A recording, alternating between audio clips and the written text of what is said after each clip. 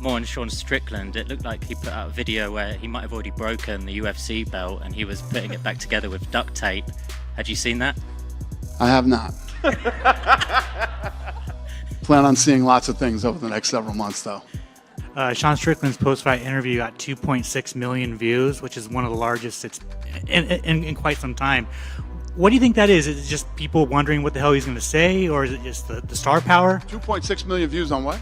On YouTube, his Sean Strickland's post-fight interview. His Octagon interview. Yeah. Let me tell you this. So on Instagram, I have 8.3 million followers. Me wrapping the belt on him did 16 million views. Yeah, so DC was telling me on the flight back, he did interviews with him on his YouTube channel, and it was the biggest he's ever done or something like that. And yeah, if you saw, there was a lot of hype around Strickland early. He lost a couple, hype kind of died down, he came back, and he won the world title, and people are fascinated again. Do you think it's just people are wondering what the hell is going to come out of his mouth, or is it star power? I don't know. I just think I think people love an underdog. He was such a big underdog in that fight. He came out and won, and like she was saying earlier, people are like, "Oh, don't take away the fact that that Strickland won the fight." And yeah, good for him. I love that shit. I love the support he's getting. It's great.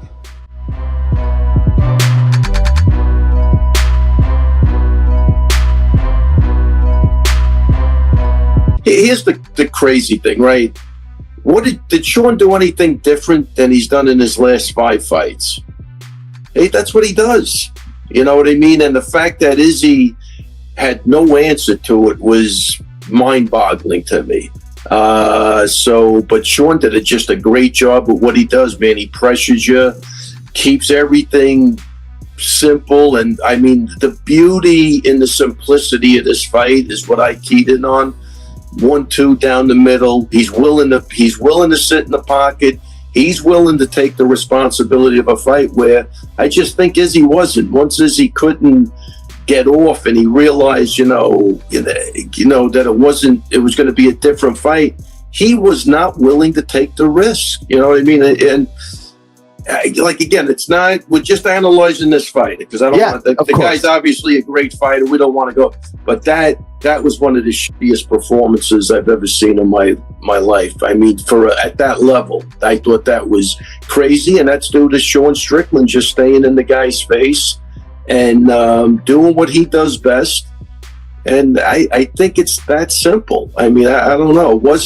I don't agree with Dana that he looked slow or off night. He just did not want to take the risk to win that fight. And Sean Strickland was willing to do exactly what he said. I'll lose my eye, I'll do this, I'll do that. And I think that's what you saw. Was nothing fancy. No takedowns, no takedown attempts. It was just 1-2, Philly shell, great defense. And I think that's what short-circuited Izzy. I just, at that level, I'm a little confused. I think the worst part to me, John, is I saw nothing in that fight, like not one iota that leads me to believe he could beat him the next time.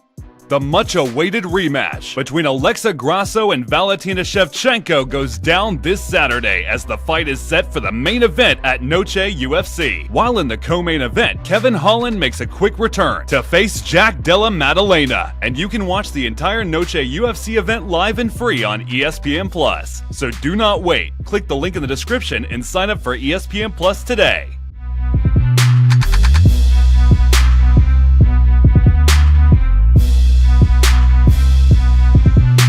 So Sean Strickland just became the middleweight champion of the world. Guys, who saw this thing coming? Sean Strickland pressed him.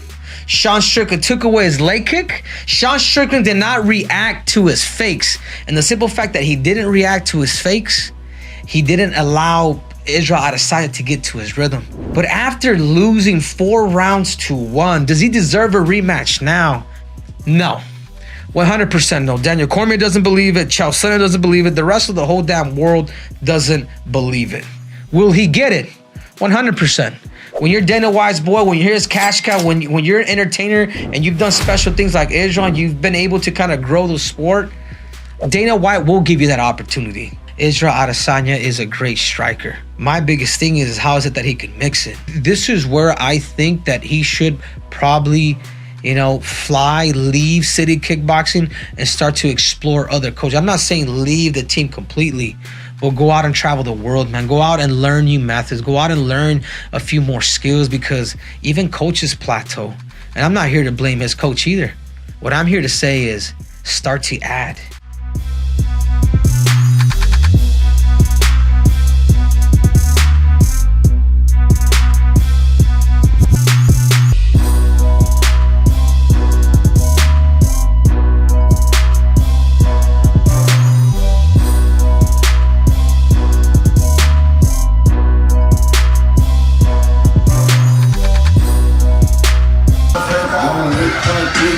I need some help.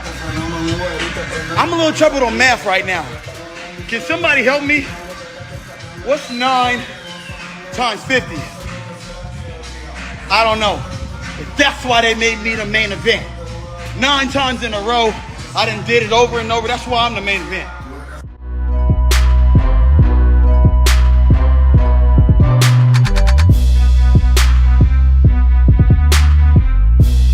Guys, I'm here in studio. Hap just gave me a lesson in the cutest way possible about how me versus Conor McGregor is going to go.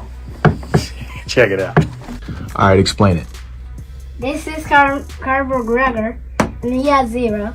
This is that man. He has 1. He has 1,000,000 points. A million? And I write 1,000,000. Okay. And then I write 0. That is great. And this is guess, so that means he lives somewhere different. Okay.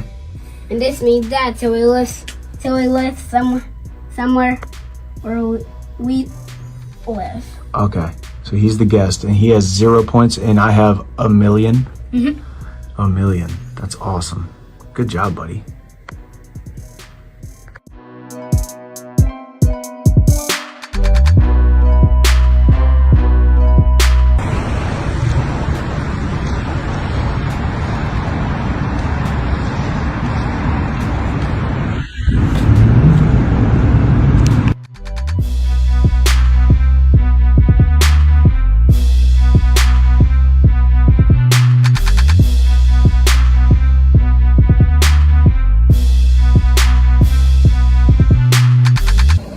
Sorry to everybody who lost somebody on 9/11. It's a terrible, terrible tragedy. I believe our government did it, not 19 guys with box cutters. I believe our government brought them buildings down from the inside because they wanted to make money off that war. They wanted to go over there to the Middle East and steal all that oil. Oh, yes, ma'am. Thank you very much. And it's a shame what's going on, and hey, our government's attacking us again. Look what our government did in Hawaii. Look at that. That wasn't no natural fire. Just like World Trade Center 7 didn't fall by itself. Those fires in Hawaii didn't start themselves either, okay? This stuff is planned, guys, and they're trying to tear us apart. But if you know the truth, it's just going to make us stronger. That's why I'm not scared to come in here and say the truth. You know, after 9/11, we went over and killed 1.5 million people in the Middle East. That does nothing but breed hatred for Americans. And that's not what America's about, you know. And I'm sorry everybody lost somebody in 9/11, or the American or Middle Eastern. The whole thing was just, it was a planned event for politicians to make money. And I'm not scared to say it. God bless y'all.